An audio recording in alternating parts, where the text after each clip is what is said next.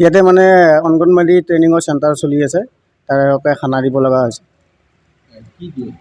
খানাত আজি আছে মাছ, দাইল, ভাজি, তাৰপিছত নেমু টেঙা, চালাড।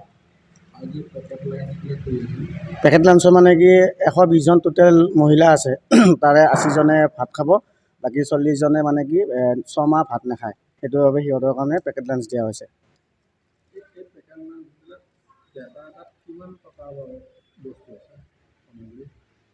এইটোতো এতিয়া পেকেট লাঞ্চত এটা পেকেটত কিমান টকাকৈ গৈছে মানে সেইটো এটা ফুৰ্তি আছে, বইল কণী এটা আছে, কল 2টা, তাৰপিছত জেলি 1 পেকেট, এইটো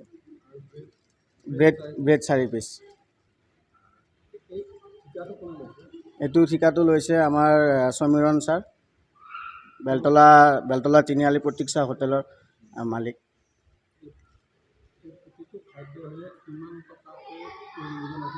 সেইটোতো মই নাজানিম, সেইটো আমাৰ ছাৰে জানিব, বছে। সেইটোতো 200 টকা, এটা পেকেটততো 200 টকা নহয়, যেনেকৈ আমি দিছোঁ আপোনালোকে দেখিছে কেইটকাকৈ পৰিছে। মোৰ মোটামুটি 150মান টকা, 100মান টকা পৰিব এটা পেকেটত। হয়। য'ত হৈ আছে, ট্ৰেইনিং য'ত হৈ আছে, তাৰ পিছফালে খিৰিকী খুলিব নোৱাৰে বুলি কৈছে, আপোনাৰ দুৰ্গন্ধ ওলাই।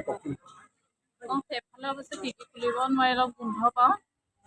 আমাৰ সেইকাৰণে অকণ অসুবিধা হয় বাৰু, আৰু পৰিৱেশটো বিশেষকৈ মানে বজাৰৰ মাজৰ নিচিনা অলপ হেৰি লাগে।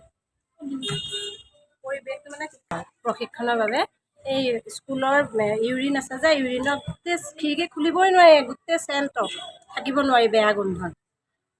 আৰু একে অনুপযোগী আৰু ট্ৰেইনিঙৰ বাবে। ইয়াত যে আপোনালোকক পানীৰ অসুবিধা হয়, পানী এয়া আমি যোগান ঘৰৰ পৰা ধৰিছে, লৈ আহিছোঁ, দিছে খোৱা বাৰু। পানী যোগান ধৰিছে, হয়, সেইখিনি লেট্ৰিনৰ টেংকি পাইপৰ পৰা একেডাল আনিছে। পাইপ বুলিয়ে শুনিছোঁ আৰু, কিন্তু দেখিছোঁ, আৰু আমি ঘৰৰ পৰা লৈ আহোঁ সেইকাৰণে পানী আমি খোৱা নাই।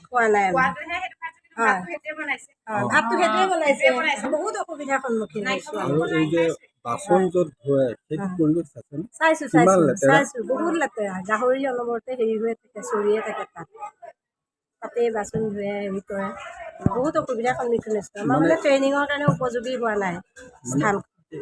যদি অকণমান শুদ্ধ কৰি দিয়ে, উন্নত হ'ব লাগে আৰু। হয়, এইখিনি পৰিষ্কাৰ কৰিলে আমাৰ কাৰণে সুবিধা, আৰু সদায় 6 মাহ আহিব লাগিব।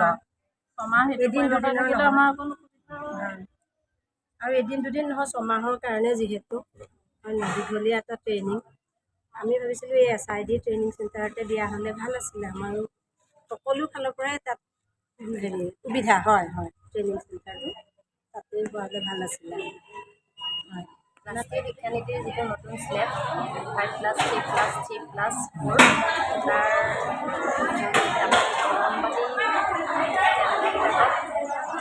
3 বছৰ 3 পৰা 6 ইয়াৰ্ছলৈকে শিশুসকলক উন্নত মানদণ্ডৰ ECCৰ জৰিয়তে শিক্ষা দিয়া ব্যৱস্থা কৰা হৈছে। গতিকে এই উন্নত মানদণ্ডৰ শিক্ষা দিবৰ কাৰণে অংগনবাড়ী কৰ্মীসকলক যিসকল 10+2 তাৰ ওপৰৰ শিক্ষা কোৱালিফিকেশ্যন আছে, সেই অংগনবাড়ী কৰ্মীসকলক ছমহীয়া প্ৰশিক্ষণ দিয়া হৈছে, আৰু এই প্ৰশিক্ষণৰ জৰিয়তে উন্নত মানদণ্ডৰ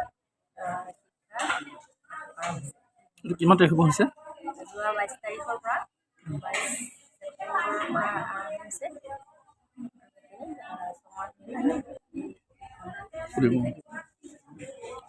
কৰা হৈছে।